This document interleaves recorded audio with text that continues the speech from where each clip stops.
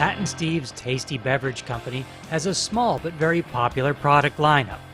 The main items are a pickled bean to put in your Bloody Caesar and a pickled olive with a bean stuck through the middle for your favorite martini.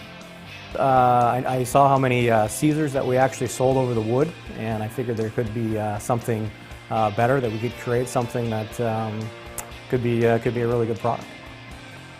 Well, first of all, we didn't know how to pickle anything, so we had to call up my mother. And I remember back when I was a young boy, she used to pickle stuff in the summertime. So I called her up, and she gave us a recipe, and I wrote it down. And myself and Steve went to work in our little condo. We went out, we bought some beans. As luck would have it, the beans that we use today, we stumbled across at the supermarket because they're not always available. So we bought a couple pounds of these beans, and we brought them home, and we put them in the jars, and they exploded. And obviously, you know, we didn't know what we were doing, so we had some issues. We had some jars explode and stuff that didn't turn out so well. But you know, we just kept going, and finally we mastered a recipe, and then we started taking it to friends and took it into work, and people were trying it and say, you know, this is really good. And that was kind of our inspiration, that you know, people were passionate about what we were doing, and that kind of really drove us to kind of create the business. We burnt out all the elements on our stove, and there's a waft of vinegar going down the middle of the hallway, which I'm sure all of our neighbors weren't happy about. And we would have all these wooden crates, so we'd have to sneak out at midnight and throw them in the dumpster in the back of the condo building, so nobody knew what we were doing. But anyways, we figured it out, and we started making a case here and a case there and giving to our friends, and they loved them, so we thought we were onto something. What drives an entrepreneur to take risks that no one else will take? The reasons vary, but Matt and Steve agree on theirs. I've thought about this a few times, and I can't really put a finger on it other than I probably shouldn't work for anybody else.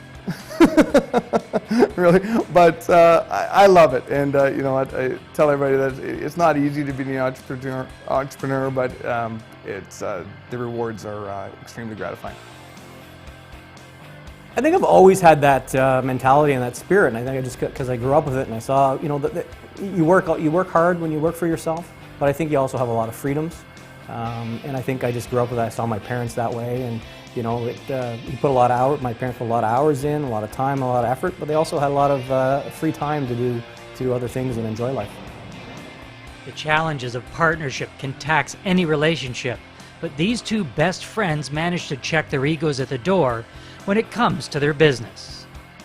We both respect each other a lot. I respect where he comes from and his approach to the business, and he also respects where I come from and our approach to business. I think why we stayed together is we've been best friends for the 15 years together, but we've also been really close and in our business relationship. And we never treat any idea as a bad idea. It's just an idea, and any suggestion is just a suggestion. And it's okay to have one, and not as a partner. Two partners agree not to use that suggestion, and we check our ego at the door when we're dealing with just the two of us. I think we both give our opinions, throw everything out on the table, and then, you know, if you're passionate about it, and I think that's what's great about our partnership is, like, if one guy's really passionate about something, or he's like, kind of, this is what I think we should do, then I think we're kind of secure enough in our partnerships. Okay, we'll go run with it and see what happens. You know, and if it's a success, then it's great. If it falls on its face, then you know what, it falls on its face. But I think we have that mutual respect for each other, that we give each other that opportunity and that space to kind of explore what kind of our opinions and what we think. There's no way you're not going to agree on something, and you really have to say, how important is this to you? Is this something that you want to fight for? And if it is, fight tooth and nail. And if you believe that the inner being of your body that is right, you've got to fight for it. But if if you kind of got questions about it too, it's okay sometimes to not to lead, but to follow, especially if you respect your partner and you know that he's doing it out of the best thing for the company. If I believe something strongly enough, I will definitely hold my ground and definitely try and prove my point. The food business is as tough as any, and manufacturing is equally as challenging.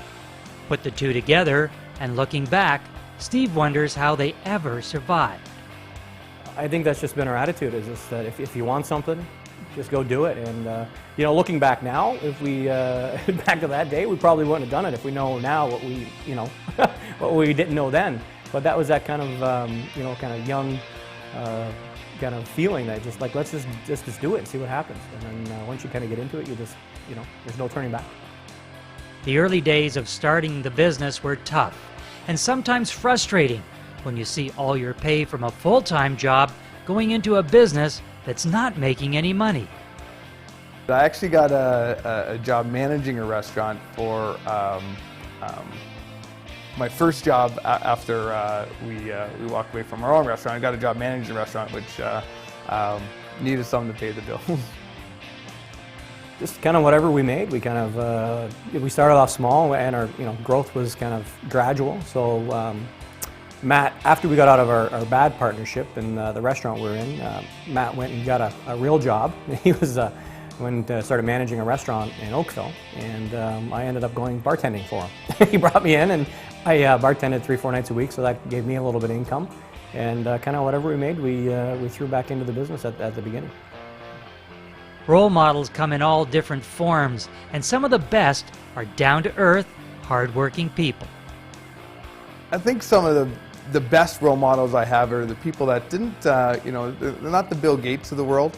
They're the small business owner that's carved themselves out a great life and provided for themselves and their family, and just beats to his own drum. And I noticed that in Stephen's parents. They've been entrepreneurs all their life, and they've been very supportive of our business also. And to carve yourself out a life being an entrepreneur and have a good life, I think is very aspirational. I had I think a storybook childhood. I don't think you get any. I've got a very close family. I'm still close to my mom and dad today, and my sister. We're a very tight-knit group. And I think it's given me the strength or the opportunity to kind of get up there and try things that maybe you wouldn't, because I know I've got that support system behind me. The challenges of a startup can take its toll on an entrepreneur's confidence, and the thought of giving up has a tendency to creep up now and then. I've had those days where you kind of get down on yourself, like, what's going on here? We're doing all this great work, or you think it's great work. But no, I don't have any. I don't think I would have give up in me. Did I ever act on it? Absolutely not. I think when you're taking all your money from one pot, throwing it into another pot, and there's nothing in the middle for you to hold on to, it gets frustrating, and you might think about giving up. There was never once that I got anywhere close to acting on it. Now, after some good years of success and a strong customer base, Matt and Steve can now reflect and give some advice for those that will follow in their footsteps. If you believe in what you're doing, keep at it. This is the quickest 10-year overnight success that we've ever had. There's been some dark moments in our company too, but we've kept at it and we believed in it. And you just need to open up a few doors, and you'll be surprised how many other doors those doors will open. And it's just one step at a time. My advice is, if you have an idea, you have to be passionate about it. It's probably going to take 5 times as long as you have planned, and going to cost 10 times the money.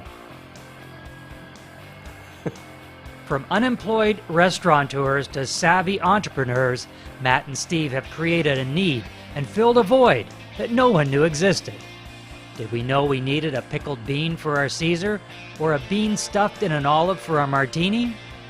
I think we've got a lot on our plate, and there's a lot we still need to accomplish. With Extreme Bean, we still got a lot of growth, I feel, and also the Olive, I think, has been well received so far, and I think we've got a lot of work to do. So we can focus on meeting some of our goals with those products.